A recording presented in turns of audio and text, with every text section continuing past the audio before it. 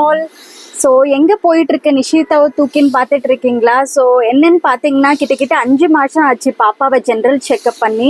அதனால வந்துட்டு அது மட்டும் இல்லாமல் பாப்பாவுக்கு பார்த்தீங்கன்னா காது வலி இருக்கிறதுனால வந்துட்டு ஸோ டிலே பண்ண வேண்டாம், ரெண்டுமே ஒன்றா முடிச்சுக்கலான்னு சொல்லிட்டு பாப்பாவோட டாக்டர் செக்கப்பும் அதுக்கப்புறமா இயர் செக்கப்பும் பண்ணலான்னு சொல்லிட்டு நாங்கள் கிளம்பிட்டு இருக்கோம்.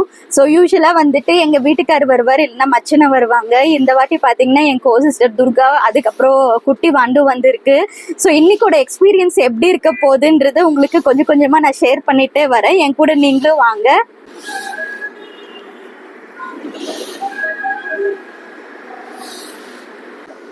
ஸோ பார்த்தீங்கன்னா பாப்பா அது ஆக்சிஜன் நல்லா இருக்கும் இல்லைங்களா? எல்லாருக்குமே டவுட் இருக்கும் எப்படி நீங்கள் காரில் மேனேஜ் பண்ணி கூட்டிட்டு போறீங்கன்னு சொல்லிட்டு நான் காட்டுறேன் பாருங்க. இந்த பிளாக் கலர் இது இருக்கு இல்லைங்களா? ஸோ இதுதான் பவர் பேக்கப்பு. அதுக்கப்புறமா இது பாப்பாவோட மிஷின் ஆக்சிஜன், அதுலேருந்து தான் பாப்பாவுக்கு ஹேர் ஆக்சிஜன் போகும். ஸோ இப்படி தான் நான் மேனேஜ் பண்ணிட்டு இருக்கேன். ஸோ பல்ஸ் வந்துட்டு பாப்பாது நான் இதில் செக் பண்ணிக்குவேன். ஸோ பவர் பேக்கப் இப்படி இருக்கிறதுனால கார்லையுமே என்னால் கூட்டிட்டு போக முடியுது. ஸோ இதோ பாப்பாவை இப்படி வச்சுட்டு கார்லையுமே மேனேஜ் பண்ணி கூட்டிட்டு போறேன். ஸோ ஆம்புலன்ஸ்ல எவ்ரி டைம் போறது பாத்தீங்கன்னா ரொம்பவே எக்ஸ்பென்சிவ். ஸோ ஒவ்வொரு டைமும் ஆம்புலன்ஸ்ல போறது பாத்தீங்கன்னா கிட்ட 2000 ருபீஸ் ஒன் சைடு மட்டுமே நான் ஸ்பெண்ட் பண்றதா இருக்கும். போறதுக்கு 2000, வரதுக்கு 2000. ஸோ ஆம்புலன்ஸ்ல பாத்தீங்கன்னா அவ்வளோ எக்ஸ்பென்சஸ் ஆகுது. நிஷிதா பாத்தீங்கன்னா அப்பவே படுத்த மாதிரி இருந்தா, பாப்பாவுக்கு கொஞ்சம் கையில வச்சு இருக்கிறதுனால காது வலி வந்துச்சு. அதனால ஸோ உக்கார மாதிரி வச்சுக்கிட்டேன், பாப்பாவை கொஞ்சம் கம்ஃபர்டபுளா இருக்கட்டும் பாப்பான்னு சொல்லிட்டு. ஸோ அதுதான் நான் சொன்ன மாதிரி பாத்தீங்கன்னா ஆம்புலன்ஸ்ல வந்துட்டு நிறைய எக்ஸ்பென்சஸ் ஆகும். ஸோ அஃபோர்ட் பண்ண முடிஞ்ச அவளுக்கு நாங்களும் அஃபோர்ட் பண்ணோம். இப்போ முடியாத சுச்சுவேஷன்ல அதனாலதான் கார்ல கூட்டிட்டு போறோம். ஸோ கார்ல பாத்தீங்கன்னா போறதுக்கு 500, வரதுக்கு 500 ஆகும். அங்க செக்அப் பாத்தீங்கன்னா நான் போற ஹாஸ்பிட்டல்ல கொஞ்சம் கம்மி தான். ஸோ ஹாஸ்பிட்டல் செக்அப்பே கம்மியா இருக்கும். பட் ஆனா டிராவலிங் எக்ஸ்பென்ஸ் தான் கொஞ்சம் அதிகமா இருக்கும். ஸோ டைமுக்கு தகுந்த மாதிரி நம்மளோட எக்ஸ்பென்ஸும் நம்ம பாப்பா கொஞ்சம் ஓகேவா இருக்கிறதுனால இப்போ மேனேஜ் பண்ண முடியுதுன்னு சொல்லிட்டு நாங்களுமே கார்ல கூட்டிட்டு போயிட்டு இருக்கோம். ஸோ ஹாஸ்பிட்டல்ல போயிட்டு அங்க நடக்கிற எக்ஸ்பீரியன்ஸ் பாப்பாவோட செக்அப் எல்லாம் நான் உங்களுக்கு காட்டுறேன் நானு. ஓகே. ஸோ ஃபஸ்ட்டு பார்த்தீங்கன்னா இதுதான் இஎன்டி டிபார்ட்மெண்ட். ஸோ இங்கே வந்துட்டு மல்டி டிபார்ட்மெண்ட் எல்லாமே ஜாயிண்ட்டாக இருக்கும். ஸோ இஎன்டி டிபார்ட்மெண்ட் கிட்ட கூட்டிட்டு வந்துட்டோம். எப்பயுமே இந்த மாதிரி ஸ்ட்ரக்சரில் வச்சு தான் பாப்பா கூட்டிட்டு வரோம். ஸோ இந்த சைடு தான் ENT department. So doctors nurses கிட்ட இன்ஃபார்ம் பண்ணியிருக்கோம். ஆல்ரெடி பார்த்தீங்கன்னா நான் கன்சல்டேஷன் வந்துட்டு வீடியோ கன்சல்டேஷன் பண்ணிட்டேன். மேம் வந்துட்டு ஹாஸ்பிட்டலுக்கு நீங்கள் வரும்போது என்னை வந்துட்டு நீங்கள் பாப்பாவை கூட்டிட்டு வந்து காட்டுங்க, டைரெக்டாக கூட்டிட்டு வாங்கன்னு சொன்னாங்க. காமிச்சிட்டு மேம் வந்துட்டு இயர் செக்கெல்லாம் பண்ணி பார்த்து இயர் ட்ரம்மெல்லாம் எந்த பிரச்சனை இல்லைன்னு சொன்னாங்க. ஸோ அவங்கள பார்த்துட்டு அப்புறமா நான் நியூரோலஜிஸ்ட் பார்க்குறதுக்கோசரம் ரிஃப்ல போயிட்டுருக்கோம் நாங்கள். ஸோ ஃபைனலாக பார்த்தீங்கன்னா நியூரோலஜிஸ்ட் வந்துட்டோம். ஆனால் இங்கே தான் நம்மளுக்கு டைமே போக போகுது. எப்படின்னு பார்த்தீங்கன்னா பாப்பா ஸ்ட்ரக்சர்லேருந்து உள்ளே ஷிஃப்ட் பண்ணிட்டோம். ஸோ இது வந்துட்டு பார்த்தீங்கன்னா ஒரு செப்பரேட் நெபுலைசேஷன் ரூம். ஆனால் பாப்பா வரும்போது எப்பயுமே இங்கே தான் நாங்கள் படுக்க வைப்போம். அவளுக்கு இங்கே கம்ஃபர்டபுளாக இருக்கும். ஸோ கன்சல்டேஷன் ரூம்க்கெல்லாம் பாப்பாவை அப்பப்போ கூட்டிட்டு போவாமல் டாக்டர்ஸே இங்கே வந்து செக் பண்ணுவாங்க. ஸோ டைம் பார்த்தீங்கன்னா கிட்ட ஒரு 4 o'clock ஆயிடுச்சு. குட்டி பாப்பாக்கும் நாங்கள் எதுவுமே வாங்கியே கொடுக்கல, பிஸ்கெட் மட்டும் சாப்பிட்டா. சரி டாக்டர் வரது கிட்ட 5 ஆயிடும்னு சொன்னதுனால நம்ம என்ன பண்ணுறது, இப்போ குழந்தைக்கு வந்துட்டு ஏதாவது வாங்கி கொடுக்கலான்னு சொல்லிட்டு கேன்டீன் வந்துட்டேன். ஸோ நான் வந்துட்டு டீ குடிச்சிட்டு அதுக்கப்புறம் அவனுக்கு தோசை ஊட்டிட்டு கூட்டிட்டு போயிட்டு இருக்கேன். ஸோ ஏன் இங்கே போகிற வரையிலாம் இங்கே எனக்கு ரொம்ப பிடிக்கும். கிட்ட ஒரு 3 மாதம் வந்துட்டு நான் இங்கே இருந்திருக்கேன் இல்லைங்களா? ஸோ இங்கே பார்த்தீங்கன்னா அவ்வளோ நீட்டாக இருக்கும் ஹாஸ்பிட்டல் மெயின்டெனன்ஸ். ஸோ ஒவ்வொரு பிளாக்குக்குமே பிபிஹெச் பெங்களூர் பேப்டிஸில் பார்த்தீங்கன்னா ஒவ்வொரு பிளாக்குக்குமே ஒரு பேர் வச்சுருப்பாங்க. அது ரொம்பவே நல்லாயிருக்கும். சவுத் எண்ட் இது இந்த சைடு பார்த்தீங்கன்னா இது சவுத் எண்ட் பில்டிங்னு சொல்லிட்டு இதுக்கு சொல்லுவாங்க. ஸோ அதுக்கப்புறமா நாங்கள் பிரேக்ஃபாஸ்ட் முடிச்சுட்டு, ஸோ பிரேக்ஃபாஸ்ட்டுன்ற பாருங்கள் லஞ்சு, அவனுக்கு தோசை கொடுத்ததுனால பிரேக்ஃபாஸ்ட்டுன்னு சொல்லிட்டு நானும் சொல்லிட்டு இருக்கேன். கிட்ட 4:30 ஆயிடுச்சு. ஸோ லேட்டாக சாப்பிட்டா எனக்குமே செட் ஆகாதுன்னு சொல்லிட்டு வெறும் நான் காஃபி மட்டும் குடித்தேன். ஸோ டீ குடிக்கல, சாரி, நான் காஃபி குடித்தேன், டீன்னு சொல்லிட்டேன். ஸோ காஃபி குடிச்சிட்டு இந்த சைடெல்லாம் பார்த்தீங்கன்னா வெயிட்டிங் ஏரியா. ஸோ பேஷண்ட்க்கு வந்துட்டு எக்ஸ்ட்ரா பேஷண்ட் கூட வந்துட்டு அட்டெண்டர்ஸ் இருப்பா இல்லைங்களா? ஸோ அவங்கெல்லாம் எக்ஸ்ட்ரா இங்கே உக்காந்துக்கலாம். ஸோ அங்கே மரங்கள்லாம் இருக்கும் போது ரொம்ப காத்தோட்டமாக நல்லாயிருக்கும். ஸோ இந்த செடியில் பார்த்தீங்கன்னா இது எனக்கு ரொம்பவே பிடிச்சிருந்தது. ஸோ பிபிஹெச்ன்னு சொல்லிட்டு அந்த செடியை வந்துட்டு க்ரோ பண்ணி அழகாக செட் பண்ணியிருந்தாங்க. ஸோ பெங்களூர் பேப்டிஸ்ட் ஹாஸ்பிட்டல்னு சொல்லிட்டு நான் இப்ப நான் போயிட்டு இருக்கிறது வந்துட்டு ஆப்போசிட் பில்டிங்கு. ஸோ அதுதான் மம்தா பிளாக்னு அந்த பேரு.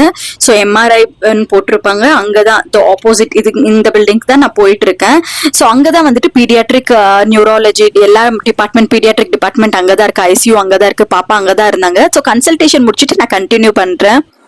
ஸோ ஃபைனலி நிஷிதாவோட செக்அப் வந்துட்டு முடிஞ்சிட்டு நாங்க வந்துட்டு போயிட்டு கிளம்பிட்டு இருக்கோம். ஸோ இப்பதான் கார்ல ஏறி உக்காந்துருக்கேன். இப்ப டைம் பாத்தீங்கன்னா கிட்ட 5:30 ஆயிடுச்சு. காலையில 11 மணிக்கு அப்படி வந்தோம். இப்போ கிட்ட ஒரு ஹாஃப் டேக்கு மேல முடிய போகுது. இப்பதான் கிளம்பிட்டு இருக்கோம். ஸோ நிஷிதா நல்லா தூங்கி எழுந்துட்டாங்க. இப்ப பாருங்க, இன்னும் தூக்க முடியலையா கண்ணா உனக்கு? நிஷிமா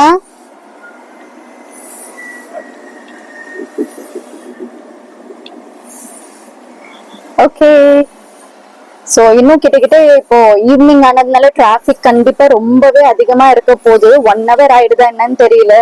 சோ டிராபிக் பயந்துட்டு தான் நாங்க கிளம்புனதே. பாத்தீங்கன்னா 11 o'clock அப்படி கிளம்பணும். 11:45 12க்கு வந்துட்டோம் ஹாஸ்பிட்டலுக்கு. சோ இப்பவுமே டிராபிக்கா இருக்க போது. இப்பதான் கிளம்பி இருக்கோம். சோ வீட்டுக்கு ரீச் ஆயிட்டு நான் உங்களுக்கு வந்துட்டு அப்டேட் கொடுக்குறேன். So stay tune.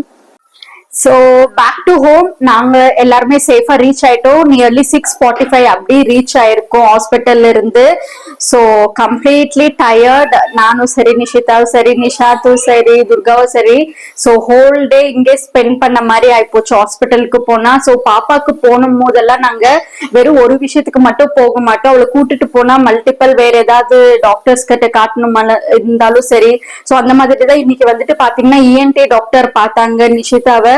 அது மட்டும் இல்லாம பல்மனாலஜிஸ்ட் பார்த்தாங்க, அதுக்கப்புறம் பிசியோதெரபிஸ்ட். ஸோ இந்த மாதிரி கம்ப்ளீட்டா ஒரு மல்டிபிள் இஷ்யூ இருக்கிறதுனால எல்லாத்தையுமே சேர்த்து வச்சுதான் நாங்க எப்பயுமே கூட்டிட்டு போவோம். ஏன்னா பாப்பாவை அடிக்கடிக்கு எங்களால கூட்டிட்டு போக முடியாது. ஸோ இன்னைக்கு டாக்டர் என்ன அப்டேட் கொடுத்தாங்க நியூரோலஜிஸ்ட் பாப்பாக்குன்னு பாத்தீங்கன்னா, ஸோ மெயினா அவங்க எப்பயுமே வந்துட்டு வெயிட் கெயின் ஆயிருக்காங்களா பாப்பான்னு பாப்பாங்க. அதை விட்டு வேற ஏதாவது இஷ்யூ இருக்குதான்னு கேட்பாங்க. அதுக்கப்புறமா ஃபிட்ஸ் ஷீஜர்ஸ் அது எப்படி இருக்கு அது நல்லா கேட்டாங்க.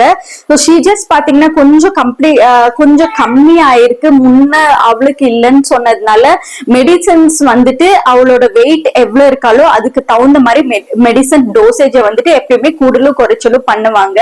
அதுதான் இப்பவுமே பண்ணிருக்காங்க. மெயினா வந்துட்டு அவங்க அதுதான் பாப்பாங்க. ஸோ ஃபிட்ஸ் எப்படி இருக்கு, அதுக்கு தகுந்த மாதிரி வெயிட் கெயின் ஆயிருந்தா அதுக்கு தகுந்த ப்ராப்பரா அவளோட வெயிட்டுக்கு தகுந்த மாதிரி நம்ம மெடிசின்ஸ் கொடுக்குறோமான்றத பாப்பாங்க. ஸோ ஒரு மெடிசன் வந்துட்டு கொஞ்சம் கொஞ்சமா கம்மிப்படுத்திட்டே வரலாம். அதுக்கு என்ன பண்ணணும்னா இஇஜி பண்ணணும்னு சொல்லியிருக்காங்க. ஸோ இஇஜி பண்ணணும். பல்மனாலஜிஸ்ட் வந்துட்டு பாத்தீங்கன்னா பாப்பாக்கு வந்துட்டு ஸ்லீப் ஸ்டடி பண்ணணும்னு சொன்னாங்க. ஸோ ஸ்லீப் ஸ்டடி எதனாலன்னா அவ தூங்கும் போது பிரீத்திங் இது எப்படி இருக்குதுன்னு சொல்லிட்டு செக் பண்ணணும். ஸோ அதுக்கு ஒரு நாள் நெக்ஸ்ட் மந்த்துக்குள்ள ஸ்லீப் ஸ்டடி பண்ணணும்னு சொல்லியிருக்காங்க. அதுக்கப்புறமா பாத்தீங்கன்னா இஇஜி பண்ணணும்னு சொல்லியிருக்காங்க.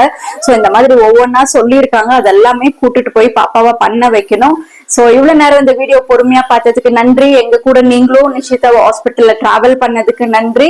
சோ நெக்ஸ்ட் வீடியோல சந்திக்கலாம். ஏன்னா பாப்பாக்கு வந்துட்டு பாத்தீங்கன்னா கிட்ட 2 மணிக்கு ஃபீடு கொடுத்தா இப்ப குயிக்கா போயிட்டு பாப்பாக்கு ஃபீடு கொடுக்கணும் நான் இந்த vlog முடிச்சிட்டு. So thank you. Stay tune. Next வீடியோல சந்திக்கலாம். Don't forget to like, share and subscribe to Nishi Princess channel. See you. Bye bye.